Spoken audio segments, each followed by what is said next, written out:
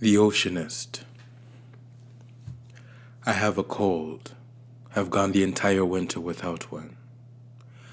I don't know if this will be the reason that she leaves. She will most definitely notice, but maybe she will find it endearing. It'll be considerate of me to try not to talk often, to let her speak, to spend most of our time in glances. Most likely, though, she will notice.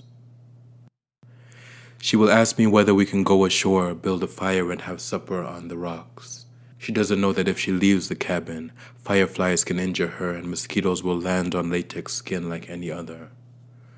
I will have to break it to her, also, that even though she can't see them, this is a soldier's beach.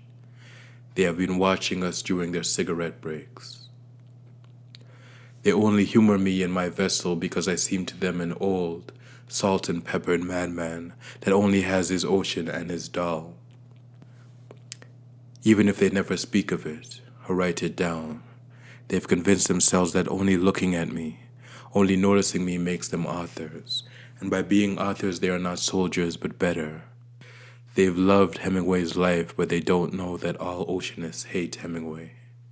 All of his lines ring false. The ocean is not a partner to fishermen. It is not a man of any kind, though it is a body open and wide. It does open itself up to the use of compasses, the digital mapping of sea floors, nets and sails cast out green bottles. It does let our refuse lubricate and lotion its insides, but it is not a person. It has no personality, and it would be a terrible thing if it did. Eventually she will leave. I'm not sure if she knows that I plan to free her. She is scared, but only in the way that seaweed is scared. Vulnerable, able to be pried apart but always pushed aside. I'll unharness her. I'll finish memorizing the rhyme of the ancient mariner and lay it inside of her. My hands, too, are a kind of memory. You, out there, you must understand that even us oceanists need an audience. We were not created to pose against the storm clouds for your photos and epic poems. I have had a mother and a father. I went to school and bought sweets at a shop. I am more than a shadowy figure to warn your children about. She will run to the police immediately after I free her. I'm well prepared for that. Prepared at least in terms of being able to draw in an anchor, and in terms of setting a bull loose upon the waves while being set upon by splashing, out-to-breath German shepherds.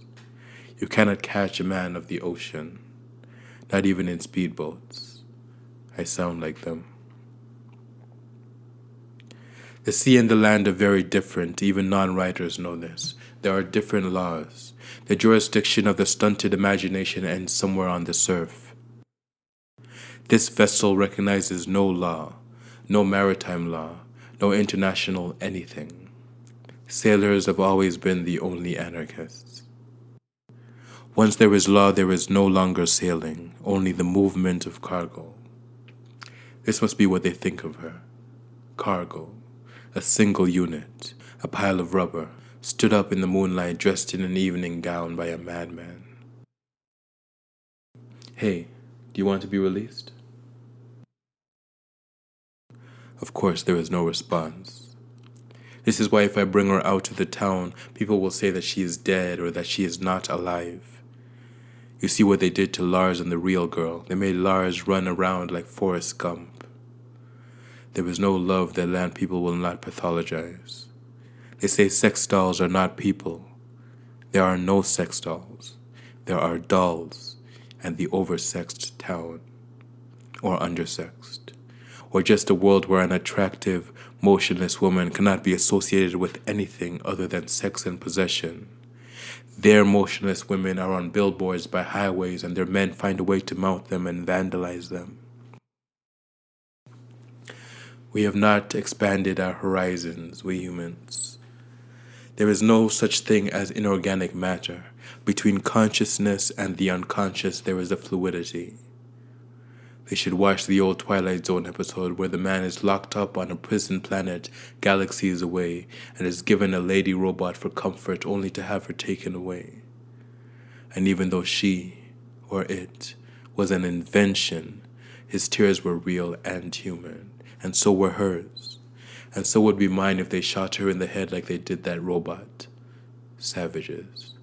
Still, I'd cry too if she left me and ran off to the hill like she did that man. But that is the thing about those whom we call dolls. They cannot run off. They are physically incapable of heartbreaking.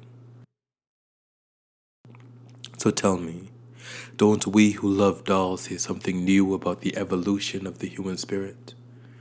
Aren't we testament to lives post-human, post-Siri, towards a post-organic humanity, the only humanity possible in the society we've decided must careen towards the dust?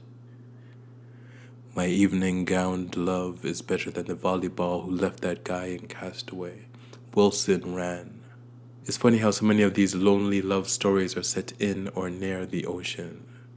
That's because they are written by land writers, the only people that see a blue world teeming with animal life, physical adventure, and multiple skies as dull, lonely, and boring. I know many oceanists who have families and daughters they bring gifts to, mistresses and misters abroad. The ocean is not a lonely place. It is not an apartment building with a single glass, a single plate, a cold stove, and the infesting hum of refrigeration.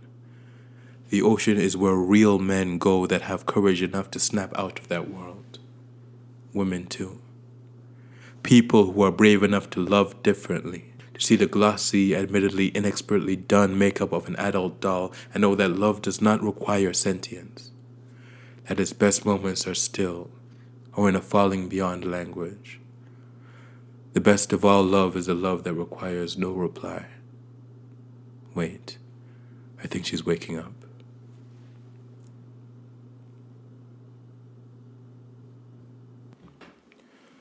This has been The Oceanist Chapter 1, written and spoken by Yannick Giovanni Marshall.